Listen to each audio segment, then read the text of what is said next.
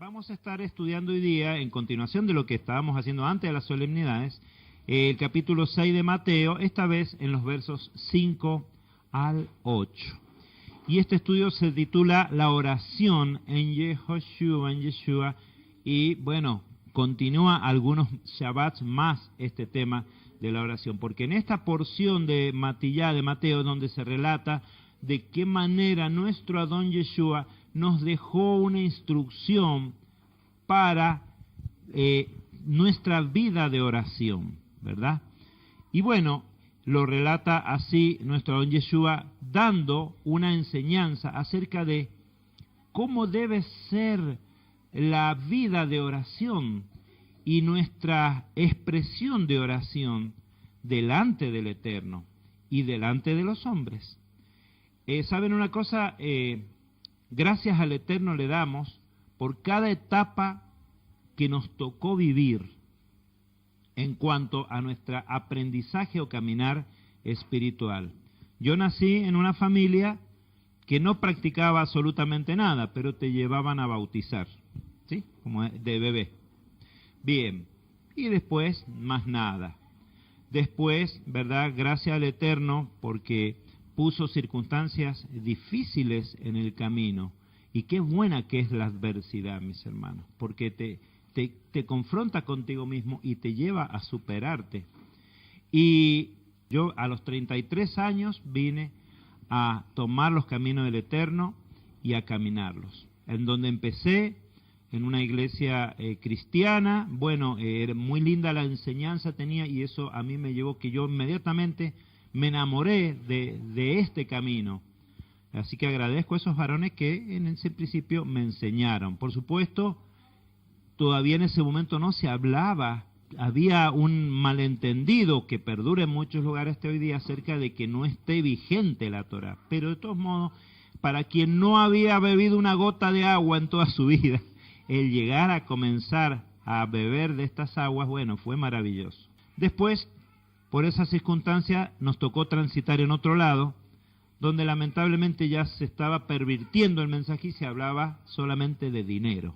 Y ¿saben una cosa? Aprendimos, sí, también ahí algo aprendimos. ¿Qué aprendimos? Dos cosas. Primero, que el Eterno demanda de nosotros que seamos desprendidos respecto de los bienes materiales. Y también aprendí, porque me enseñaron mal, de que nunca se debe dar al Eterno por interés, sino por genuina gratitud. Y entonces aprendimos cómo sí y cómo no. Y ahora también en esta enseñanza Yeshua nos enseña acerca de la oración, cómo sí y cómo no. Y en esto, seamos atentos. Creo que iba a hacer este estudio y bueno, creo que acá todos sabemos, todos tenemos años de caminar el camino. Pero sin embargo, mis hermanos, les voy a decir que siempre hay algo que estamos llamados a mejorar en nuestras vidas. El camino del Eterno es un camino de constante superación para aquel que sigue los pasos, ¿verdad? Constante superación. Entonces, que podamos hallar en esto, que quizá es un tema que lo creemos archisabido, que podamos encontrar algo en lo cual podamos decir, voy a cambiar esto, esta forma, esta manera, esta actitud en mi vida a base de la enseñanza de nuestro Adón Yeshua, sabiendo que en estas palabras que tienen una apariencia de sencillez se ocultan cosas muy profundas, ¿sí? Pero no están escondidas, no es ocultismo. A todo aquel que escudriña le van siendo manifestadas, pero más que nada, como toda la Torah, en la práctica. Bien, dice entonces nuestro Adón Yeshua, habiendo dado ese antecedente de que no seamos de practicar nuestra justicia para que la gente nos vea. Y esto es muy importante, que nuestro Adón Yeshua nos demanda esto, pero de manera perentoria. No estén para estarse mostrando. No estemos para estar mostrando, hermano. Esta es una enseñanza muy fuerte de nuestro Adón Yeshua. Tengamos cuidado con estos temas, porque gran parte de nuestra práctica se dedica a mostrarnos. Cuidado, y lo hacemos. Entonces, pienso que lo primero que tenemos que revisar es dejar de estar mostrándonos tanto. De lo cual veníamos de un entorno que decía, bueno, no, todo está en el corazón, así que no importaba mostrar. Y ese era un extremo. Y cuando hallamos raíces hebreas, nos fuimos al otro extremo. Y entonces empezamos a querer mostrar todo. Y nuestro don Yeshua nos dice muchas cosas sobre este tema, de estar exhibiendo ante los hombres nuestra justicia. Porque la gente te va a admirar. Y vos decís, qué bien, qué bien. Pero dice, ya tuviste tu recompensa. Entonces seamos inteligentes, seamos sabios, y dejemos que sea Él el que recompense. ¿Sí? Entonces, dice, cuando estés orando, dice nuestro don Yeshua, no seas como los hipócritas, que aman orar de pie en las asambleas, en las congregaciones, en las sinagogas y en las esquinas de las plazas, para exhibirse ante los hombres. En esto nosotros debemos tener un llamado de atención. ¿Por qué? Porque yo diré, yo sé que el Eterno sabe que no lo hago para mostrarme, pero tarde o temprano es agradable que te vean, carnalmente hablando. Entonces seamos cuidadosos con esto, ¿sí? Queriendo decir, como hablamos cuando hablamos del inicio del mes, que el Eterno no nos pide que visualicemos luna porque sabe cuál es nuestra debilidad. Entonces marca el inicio del mes en ese momento que la luna no se ve, y es el espíritu de la Torah, de las cosas invisibles, de las cosas que están en lo secreto. Eso es lo que verdaderamente el Eterno recompensa. Y dice, de cierto te digo, ya están recibiendo una parte de su recompensa, les he reservado otra parte. No, perdón, me equivoqué porque no estaba leyendo. Ya recibieron toda su recompensa, no quedó nada. ¿Se acuerdan cuando, bueno, este no es un buen ejemplo que voy a dar, pero es bíblico? Viene Jacob disfrazado y se lleva la bendición de su hermano Esaú. Y viene luego Esaú y, padre, bendíceme. Y dice el padre, es que ya le di todo. Y bueno, y finalmente lo bendice con cosas que son, el rocío, bueno, cosas que son ínfimas, porque le había dado toda la bendición. Entonces, entendamos, cuando el Padre dice, te bendeciré, te daré toda la bendición, salvo que como le pasó a Esaf, no aprecies la bendición que yo te doy, prefieras la bendición mediata, y ya la bendición que tenía para darte, se la di toda a aquel que la apreció, mejor dicho. Entonces, son temas sumamente profundos y que nos tienen que llevar a una profunda reflexión. ¿Sí? Ya están recibiendo toda su recompensa. El hecho de que te admiren porque te ves más santo, ya fue toda tu recompensa. Pero tú, dice Yeshua, puedes revertir eso. Entonces, escucha mis palabras, dice nuestro don Yeshua. Cuando ores, entra en tu aposento interior. ¿Sí? Y acá, cuando hablamos del aposento interior, no lo plasmé en el estudio, pero estaba para traerlo de esa manera. Quizás en una segunda parte quizás lo haga, quizás sigamos nomás con la instrucción de la oración específica. Pero recordemos esta figura del ir a la oración con respecto a lo que hace el Cohen Agadol, el sumo sacerdote, en el día de Yom Kippur, que entra al lugar más secreto y solo. ¿Y qué es lo que hace mientras está ahí? Eso, mis hermanos, es el reflejo más fiel de lo que debe ser la oración. ¿Qué llevas a la oración? Lo mismo que debieras llevar a la oración, lo mismo que lleva el Cohen Agadol en ese día de Yom Kippur cuando entra solo al lugar santísimo. ¿Qué entra a hacer? Después me lo contesta. Cierra con llave tu puerta. O sea, está diciendo lo mismo que tenemos en ese lugar santísimo, un lugar donde tiene que estar cerrado y no debe entrar nadie. Cierra con llave tu puerta. Entonces, ora a tu Padre, que ¿dónde está? ¿Donde todos lo ven? No. está en lo secreto. Y tu Padre, que ve en lo secreto, te recompensará. En algunas traducciones han copiado de arriba, o han dicho que está en lo secreto y le agregan los copistas en el momento, y te recompensará en público. Eso no es lo que escribió Mateo. Dice, tu Padre, que está en lo secreto, es decir, que si tú llevas tu vida espiritual en lo secreto, mi hermano, ahí está el Eterno. Si tú llevas tu vida espiritual en lo público, bien, entonces te recompensará. Y hace otra comparación más nuestro don Yeshua, porque podría haberse limitado a que no haya hipocresía en nuestras vidas en este sentido, pero lo extiende a otro ejemplo más, pudiendo haberlo extendido a muchos ejemplos más, da solamente 2 ejemplos. Y en esto nos tenemos que detener nuevamente, porque dice que orando no parlotees como los gentiles, ¿sí? También algunos traducen esto como no hagas vanas repeticiones, pero en el sentido del texto también se entiende de que no hagamos bla, bla, bla, bla, bla, bla con la oración. Si no en la íntima, cuanto menos cuando nos tocó, orar para la asamblea. Seamos cuidadosos. Seamos cuidadosos. Porque ¿qué dice Yeshua? En las muchas palabras siempre se esconde algo. Y dice que piensan que por su palabrería serán oídos. No te hagas igual a ellos. Y yo les pregunto una cosa acá. ¿No te hagas igual a quién? ¿Seguro? A los dos. No te hagas igual a ninguno de los dos. ¿Saben que yo también reaccioné así como Nadia? Y a los gentiles. Y me fui al texto a ver, no dice los gentiles. No te hagas igual a ellos. Pero está hablando de 2 tipos de actitud incorrecta para presentarse en oración delante del Eterno.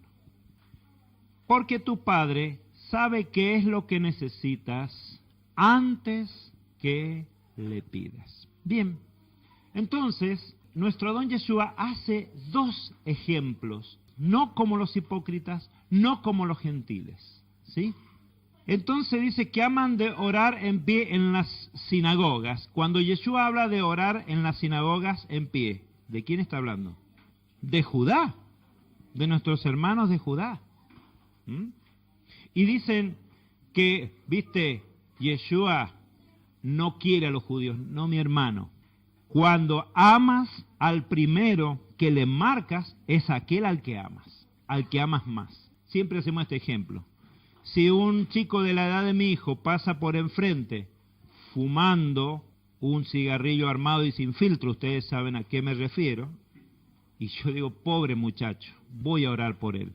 Si llego a ver a mi hijo haciendo eso, pobrecito de él, ¿a quién le pego más fuerte? Al que amo más. ¿Por quién empieza Yeshua? Empieza por casa. Ojo, no seamos hipócritas. Pero también toma otro grupo. ¿Y por qué se dedica Yeshua al otro grupo? ¿Qué tienen que ver los gentiles con Israel? Ya hay una hermana, levanta la mano. Porque entre los gentiles está la otra gran parte de Israel, está la casa de Efraín. Entonces, nuestro don Yeshua acá está hablando de lo que ve en Judá y está hablando de lo que ocurre en Efraín. No seas como ellos, pero no seas como Judá, no seas como Efraín, sino no seas hipócrita y no seas hablador. ¿Y saben una cosa? Judá se agranda porque es dueño de la justicia, la tiene, la practica con millones de agregados, por lo cual es muy fuerte el discurso de Shaul, de Pablo sobre Judá, diciendo, ¿por qué tanta jactancia de que somos justos, somos los que tenemos la ley, tenemos el pacto, tenemos todo, si en realidad ustedes no están guardando la Torá bien como se debiera guardar? Permanente el discurso de Shaul. Muchos lo toman como que él habla en contra de la Torá, de la ley, pero no es así. Shaul está hablando en contra de la hipocresía de Judá, porque se exhibe Y Yeshua va a hablar más adelante de esto de exhibirse, en Judá. Pero Efraín, esos que están diciendo, qué hermoso esto de las raíces hebreas, vamos. Y entonces exageramos. Y el profeta Isaías dice, ¿por qué en Efraín exageramos? Porque Judá nos hizo creer que era más de lo que es. Frente al Eterno somos todos iguales. Porque dice, no hay judío, no hay gentil delante del Eterno, sino hay corazones. Y dice el profeta Isaías en el capítulo 11, verso 13, la segunda parte del verso 13, dice, Efraín no tendrá envidia de Judá. ¿Por qué exageramos y nos volvemos exagerados y hablamos palabrería? Por envidia, ¿verdad? Y el otro que dice, no, yo lo tengo todo, se agranda, lo aflige. Ni Judá afligirá más a Efraín. Entonces estamos hablando de las dos casas de Israel, la casa de Efraín y la casa de Judá.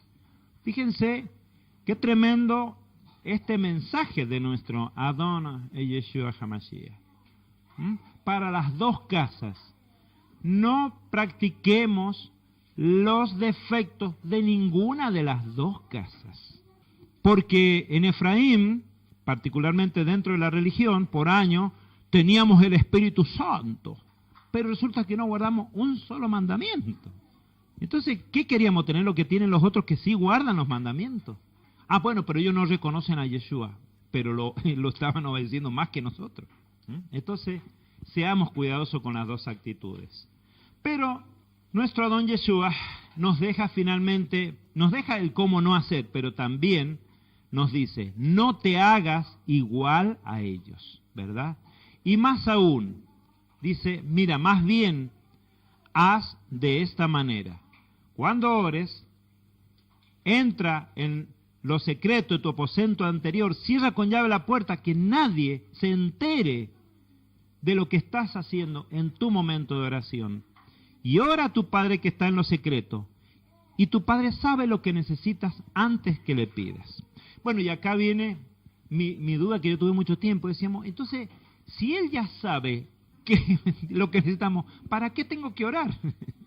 Y entonces, después fui entendiendo, ¿no será que no estoy orando lo que tengo que orar?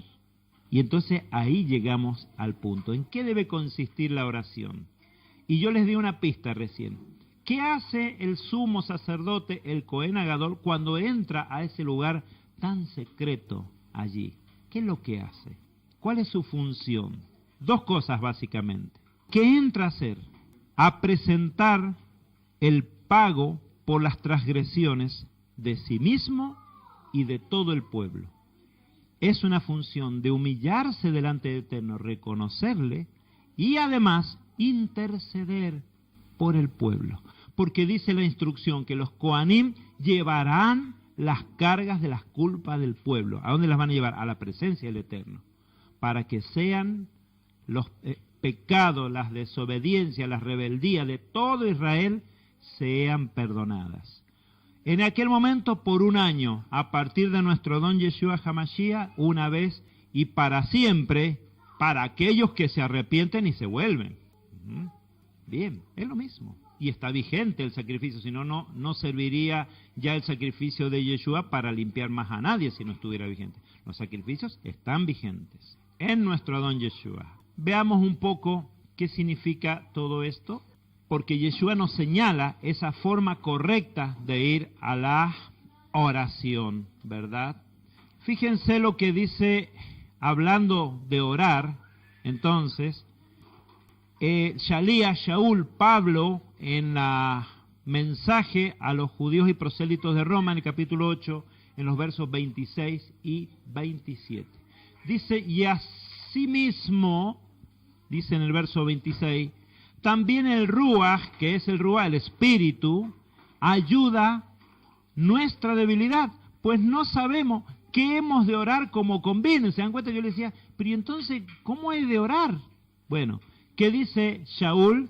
Que oremos en el Ruach, en el Espíritu, ¿sí?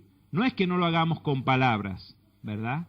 Allí en los secretos. Si no, no dicen no derrames palabra. Ya sé.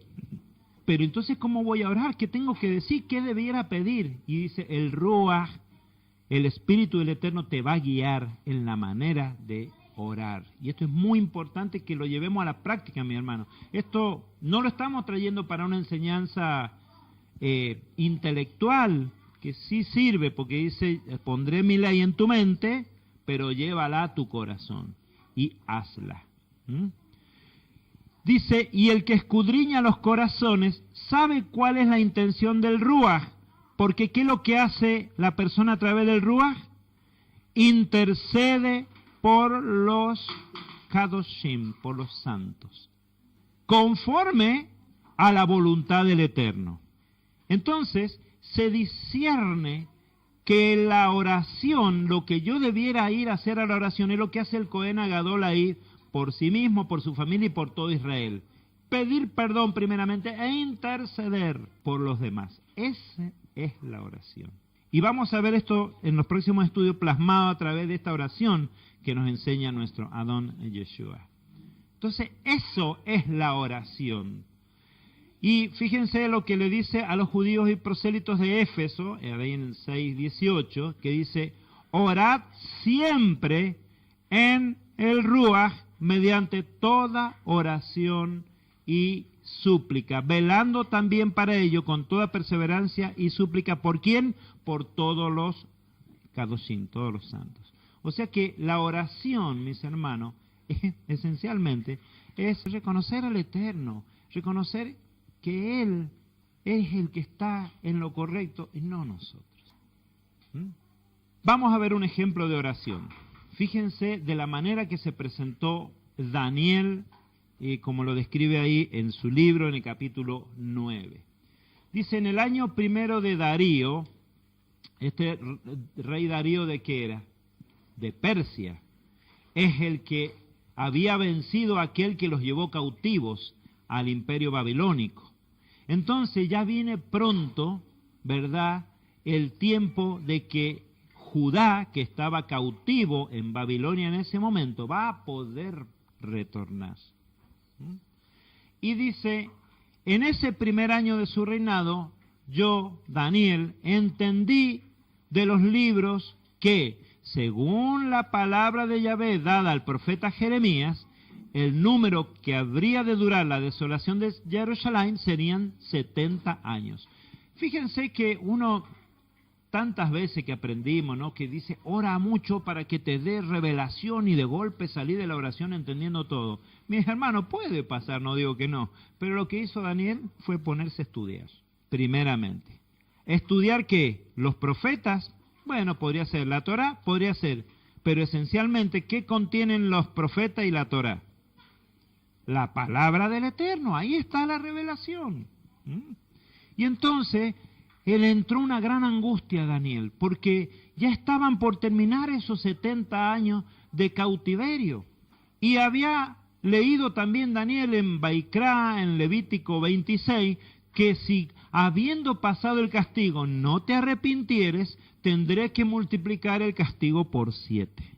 Y bueno, él veía su entorno, mis hermanos, el remanente que volvió después que ya los persas le dieron permiso para volver a Judá, a Jerusalén, reconstruir la ciudad, reconstruir el templo, fue solo del 5%. Algunos se quedaron porque eran mayores ya de edad, pero les aseguro que el 95% de Judá no eran viejitos como para no volver. Muchos escogieron quedarse viviendo en el exilio. Entonces, le dijo el Eterno, sabía Daniel, que ese castigo de 70 años se iba a multiplicar por 7. 7 por 70, ¿cuánto sería? 490. Y bueno, después en la revelación le dice que al cabo de esos 490 va a aparecer el Mesías. O sea que iban a estar, y ahí tenemos el interregno nosotros, entre los textos de los primeros pactos y los textos del nuevo pacto, tenemos un interregno ahí de esa cantidad de años. ¿Por qué? Porque se silenció el Eterno durante ese tiempo hasta que apareció el Mesías. ¿Sí? Entonces se angustia Daniel, dice, pero estamos ya para terminar el castigo y seguimos mal. Entonces se derrama Daniel en oración ahí, y ahí veamos esta oración de intercesión. Mi hermano, ese es el espíritu una forma de manifestarse el espíritu de profecía en ti, cuando te dueles de que tus hermanos, sabiendo cuáles son los mandamientos, los transgreden, lisa y llanamente. Pero, ¿cuál es nuestra función? Interceder por los hermanos. Interceder primero por nosotros, porque es fácil ver las fallas de los demás y las tuyas. Entonces te presentas, pides perdón por tus propias fallas e intercedes por tus hermanos. Ahora, veamos eso en la oración de Daniel. Bien, entonces dice, volví mi rostro hacia Adonai, a Elohim, buscándole en oración y ruego. No dice, reuní a todos para que oráramos todos juntos, hiciéramos todos juntos una vigilia y un ayuno, orando todos ahí en público. ¿Quién es más espiritual? No, dice, volví mi rostro hacia el Eterno, en soledad, a interceder, a interceder, a interceder. Dice, buscándole en oración y ruego, y oré a Yahvé mi Elohim. ¿Qué hice? Confesión, confesé mi pecado, ¿sí? Diciendo, oh Adonai, Elohim grande, digno de ser temido, que guardas el pacto y la misericordia con los que te aman y guardan tus mandamientos. 2 puntos. Hemos pecado. ¿Quiénes? Ellos, porque nosotros somos de los que estamos haciendo tu voluntad. No, mi hermano, todos hemos transgredido. Hemos pecado, hemos cometido iniquidad, hemos hecho impíamente. ¿Cuántas cosas van? 1, 2, 3, 4. Hemos sido rebeldes, 5. Nos hemos apartado de tus mandamientos, 6. Y nos hemos apartado de tus ordenanzas, 7. Transgresiones una tras de la otra. Y dice Daniel, yo también lo hice. ¿Saben una cosa? En Jeremías habla de la expulsión de Judá, el profeta. Y dice, me mostró él 2 canastas de higos, una canasta de higos hermosísimo que daba deseo de comerlo, y otra canasta de higos que eran aborrecibles, imposible de comer ya de solo verlos, ni hablar del sabor. Dice, atiende, porque a los que me llevaré cautivos son a los higos ricos, a los estos agradables y deseables. Y voy a dejar acá en la tierra a los horribles, los que son intragables, porque los voy a dejar porque va a venir maldición sobre la tierra. Ellos no se van a arrepentir. Pero a los buenos, entre los cuales estuvo Daniel, entre los cuales estuvo el rey Jeconía, que había sido un rey injusto, y lo llevó a Babilonia y lo tuvo 37 años en prisión, ellos eran contados entre los higos deseables. ¿Saben por qué? Porque a pesar de su mal comportamiento, dice, me agradas, a pesar de que fallaste y te portaste mal, porque llegado el tiempo, sé que vas a ser sincero de corazón y te vas a arrepentir y te vas a volver de tu mal camino. Me agradas, aunque hayas transgredido. Y te encuentro como un higo deseable, un fruto hermoso, aunque transgrediste, porque sé que cuando te ponga a prueba, te vas a volver. Y así fue. Estos son los higos deseables, los que se van a volver, los que se van a arrepentir. Y Daniel estaba entre ellos. Y Daniel procedió y se volvió. Y si ustedes ven el final del libro de Segunda de Reyes, el rey Jeconías fue sacado de la prisión por uno de los reyes persas, lo llevó al palacio y lo tuvo hasta que murió primero entre todos los demás reyes vasallos, y nunca le faltó su ración diaria hasta el día que murió. ¿Qué pasó con el rey Jeconías, Joaquín o Conías, según lo leas? ¿Qué pasó con él? Se arrepintió de todas sus maldades. Está bien, 37 años tuvo que padecer. Acá en Argentina, la prisión perpetua, si la persona por 35 años se portó bien, es posible que salga, la perpetua. Este hombre tuvo que cumplir 37 años en prisión, pero en ese tiempo se arrepintió. Y el Eterno mismo, que es el que lo había hecho deshonrar, es el que después lo honró, porque se arrepintió. Era de los higos que le agradan al Eterno. Jeremías 24 es el de la canasta de los higos. Entonces, fíjense, Daniel dice, no hemos obedecido a tus siervos los profetas. Oh Adonai, tuya es la justicia. Oh Yahvé, nuestra es la confusión de rostro. de Yahvé nuestro Elohim es el tener misericordia y el perdonar, porque no obedecimos a la voz de Yahvé nuestro Elohim para andar en sus leyes. ¿Verdad? Todo Israel ha traspasado tu Torá, apartándose para no obedecer tu voz. Como está escrito en la ley de Moshe, todo este mal nos ha sobrevenido. Y sin embargo, no hemos aplacado a Yahvé nuestro Elohim, convirtiéndonos de nuestras iniquidades y reconociendo tu verdad. Esto es lo que decíamos, que después de esos 70 años, ¿qué veía Daniel? Que después de todo ese mal que les había venido, no nos hemos arrepentido y no nos hemos convertido. Tremendo, ¿no? Y esto llevado a la oración, mis hermanos, esa es la oración. Y ahora, Adonai, Elohim nuestro, que sacaste a tu pueblo de la tierra de Egipto con mano poderosa y te hiciste renombre hasta el día de hoy, hemos pecado y actuado impíamente. Te ruego, Adonai, aparta tu ira e indignación conforme a toda tu justicia. Ahora pues, Elohim nuestro, oye la oración de tu siervo y sus ruegos. Oh Elohim mío, inclina tu oído y escucha. Oh Adonai, oye. Oh Adonai, perdona. Fíjense en la intercesión, es tremendo. Intercesión, intercesión, por favor, perdona. Por favor, por favor, por favor. Aún estaba hablando y orando y confesando mi transgresión y la transgresión de mi pueblo Israel, y Gabriel vino volando a mí con presteza. Y fíjense lo que le dice, porque es una oración extensa, que la hemos resumido bastante. Y me hizo entender diciendo, al principio de tus ruegos fue dada la orden, porque tú eres varón muy amado.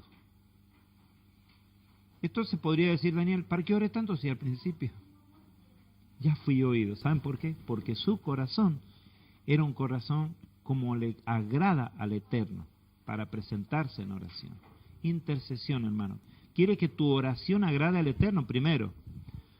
Busca arrepentirte, vuélvete, y por lo demás intercede. Intercedas.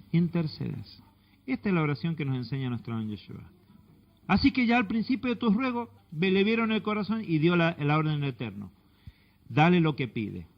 Bueno, volvió un remanente. Fue chiquito, siempre es un remanente. Siempre es un remanente. Pienso que la oración de Daniel tuvo mucho que ver en ese 5%. Pero volvimos. Unos poquitos volvieron. Bueno, y se reconstruyó la ciudad, se reconstruyó el templo, ¿verdad? Y de ahí más comienza la cuenta regresiva hacia el Mashiach.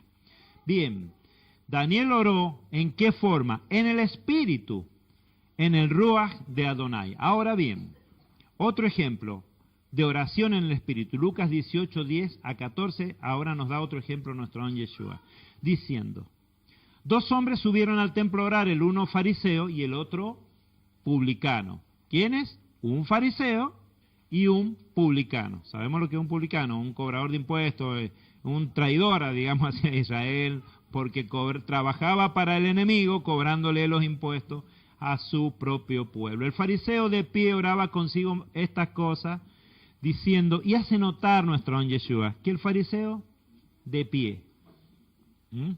Impresionante.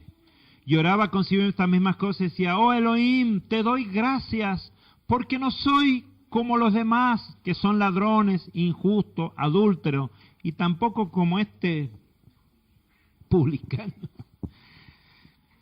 Ayuno 2 veces a la semana, pago el diezmo de todo lo que gano. Señor, cómprame.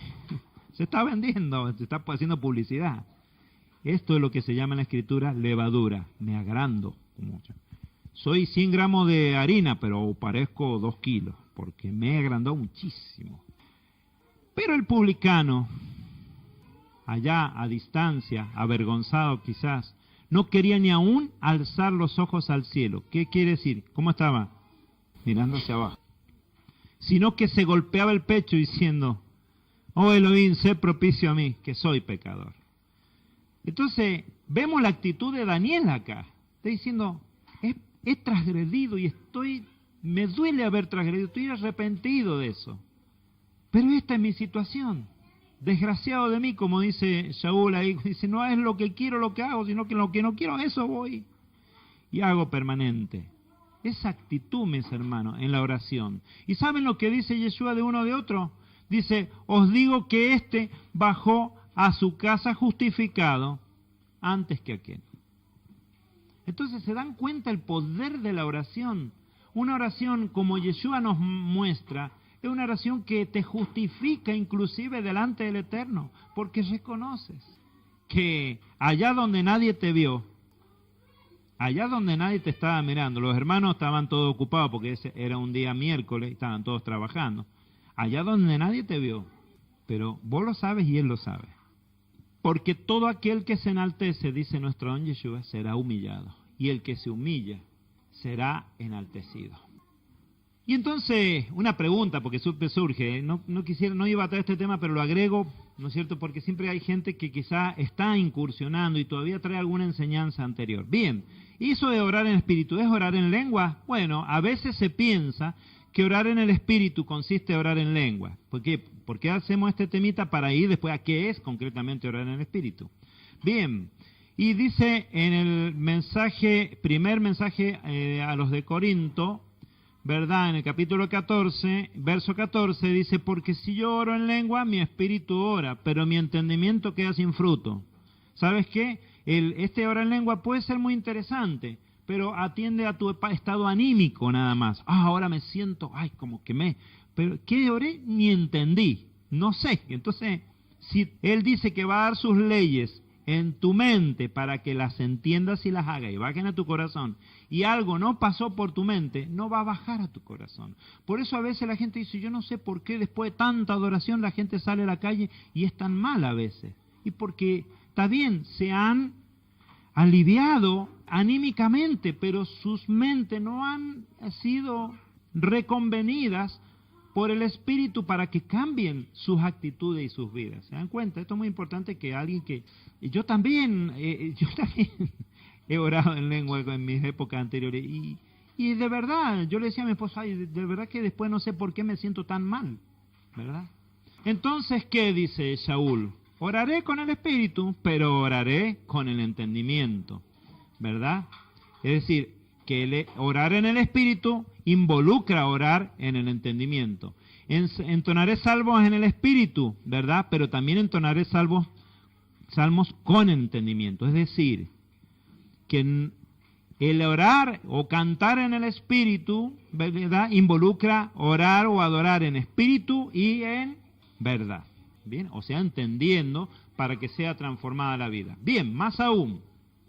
Sobre el orar en lenguas y otras manifestaciones del Espíritu, recomendaríamos a quien todavía tiene dudas con eso, en aquellos que han sido enseñados a no obedecer los mandamientos, porque se enseña esto, que no, los mandamientos ya caducó todo eso de la ley. Y esos que lo hacen son legalistas y son judaizantes. Entonces a muchos les han enseñado a no obedecer mandamientos. No vayas a guardar el Shabbat porque caíste de la gracia. No es así, mi hermano. Hay que entender bien, tenemos estudios sobre ese tema. Particularmente en la casa de Efraín, que aún habita en la religión tradicional, le decimos, y bueno, y si alguien no lo sabe, también, lee y discierne el capítulo 28 de Isaías. Ahí habla de qué sucede con esto del hablar en lengua, de caerse de espalda y todo eso. Pero si lo quieres leer y te va a resultar más claro, podrías usar alguna de estas traducciones. La K2 de Diego Ascunce, la católica Nácar Colunga, la NBI, la cuarta edición de la Biblia textual, las anteriores ediciones no lo aclaran tan bien, o la Biblia, por ejemplo, de Jerusalén, especialmente los versos 10 a 13. Eso, para que te quede claro, ¿verdad?, que orar en el Espíritu no es orar en lenguas o caerse para atrás. Es otra cosa, y ahí lo explica el capítulo 28 de Isaías. Bien. ¿Qué es entonces orar en el Espíritu? Bueno, ¿qué es lo que es? Bueno, consiste en presentarse ante el Eterno conforme a la finalidad que Él da a su Rúa, a su Espíritu, ¿verdad? ¿Y para qué entrega el Eterno su Rúa al hombre? Bueno, pues esto creo que la mayoría lo tienen claro, pero lo vamos a repasar. ¿Para qué se ha dado el Rúa, el Santo Espíritu, a ser humano? Bien, lo dice Ezequiel 36, verso 27, fíjense. Dice, pondré dentro de vosotros mi Rúa, mi Espíritu, y haré que andes en mis estatutos, guardes mis preceptos y los pongas por obra. Es decir, que si estás convencido de que tienes el Espíritu Santo y no andas en los estatutos del Eterno, no guardas sus preceptos y no los pones por obra, quizá hay algo que no hayas comprendido bien. Entonces, ¿qué vemos en Daniel? Pues, guiado por el Espíritu, él pide perdón por no haber obedecido y pide perdón por todos sus hermanos porque te ofendimos, Padre Eterno, deliberadamente.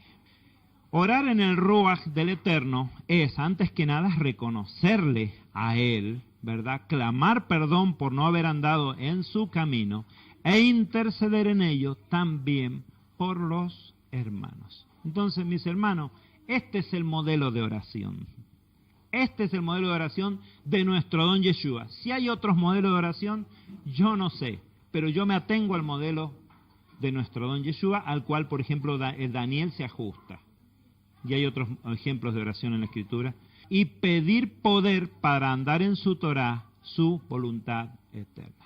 Y para terminar, mis hermanos, vamos a compartir esta pequeña porción del Salmo 143 en su verso 10, que dice: enséñame a hacer tu voluntad, porque tú eres mi Elohim.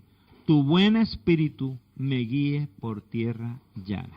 Entonces, también podemos decir, este es un ejemplo de oración en el Espíritu, ¿sí? Y como dice nuestro Don Yeshua, pidan el Ruach y se les dará. Pidan Espíritu y se les dará. Ahora, ¿cómo reconoces al Espíritu en tu vida? A ese soplo del Ruach en tu vida.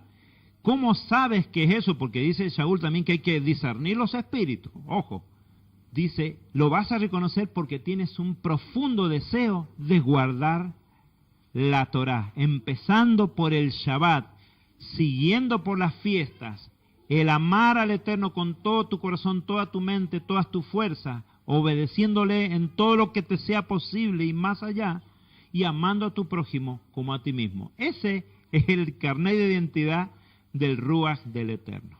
¿De acuerdo, mis hermanos? Bien, pongámonos de pie. Vamos a orar entonces.